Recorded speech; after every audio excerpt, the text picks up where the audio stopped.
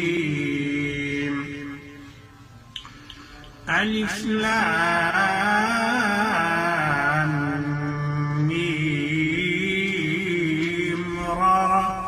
تلك آيات الكتاب والذي أنزل إليك من ربك الحق ولكن أكثر الناس لا يؤمنون الله الذي رفع السماوات بغير عمد ترونها ثم استوى على العرش وسخر الشمس والقمر كل يجري لأجل مسمى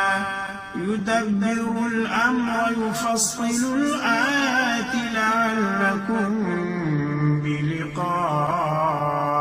ربكم توقنون وهو الذي مد الأرض وجعل فيها رواسي وأنهارا ومن كل الثمرات جعل فيها زوجين اثنين يغشي الليل النهار إن في ذلك لآيات لقوم يتفكرون وفي الأرض قطع متجاورات